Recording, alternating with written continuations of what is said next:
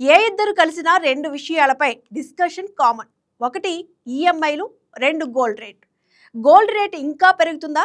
బంగారం ధర ఇప్పట్లో తగ్గదా? జిఎస్టీ తర్వాత రేట్లు ఎలా ఉన్నాయి?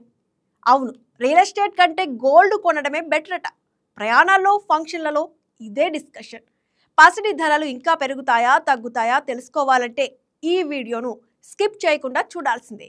గతంలో శ్రావణ మాసం, దీపావళి, పెళ్లిళ్ల సీజన్లో బంగారం ధర కొంచెం పెరిగేది. 2024 నుంచి మాత్రం పండగలతో సంబంధం లేకుండా పసిడి హవా కొనసాగుతుంది. ఇందుకు చాలా కారణాలున్నాయి. ప్రపంచవ్యాప్తంగా సెంట్రల్ బ్యాంకులు బంగారు నిల్వలు పెంచుకోవడం మెయిన్ రీజన్. మన రిజర్వ్ బ్యాంకు తరహాలోనే ఇతర దేశాల బ్యాంకులు కూడా భారీగా బంగారాన్ని కొనుగోలు చేస్తున్నాయి. 2024లో 75 టన్నుల బంగారాన్ని ఆర్బీఐ కొనుగోలు చేసింది. దీంతో భారత బంగారు నిల్వలు దాదాపు 880 టన్నులకు చేరాయి. ఇది భారతదేశ విదేశీ మారక నిల్వలో 14%.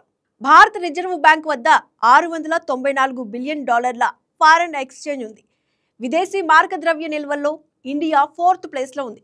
1991లో ఇంపోర్ట్ బిల్లులు కట్టలేకపోయిన భారత్ ప్రస్తుతం ఏడాది బిల్లులు ముందే కట్టే పరిస్థితిలో ఉంది. ఇక 2025 జూన్ నాటికి భారతీయుల వద్ద దాదాపు 34,600 టన్నుల బంగారం ఉంది. చైనా తర్వాత భారత్లోనే ఎక్కువగా గోల్డ్ సేల్స్ జరుగుతున్నాయి.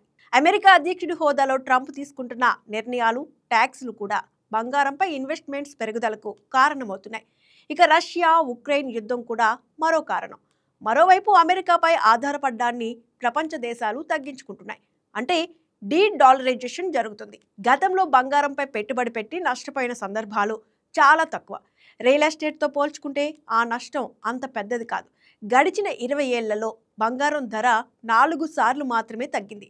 ప్రస్తుతం డిజిటల్ బంగారం అంటే గోల్డ్ ఈటీఎఫ్కు డిమాండ్ ఉంది.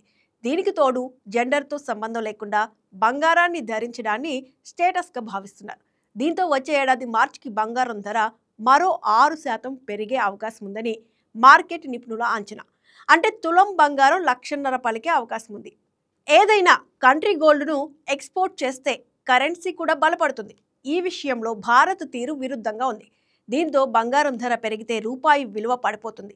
జనం బంగారాన్ని భారీగా కొనడంతో బ్యాంకుల్లో డిపాజిట్లు తగ్గుతున్నాయి.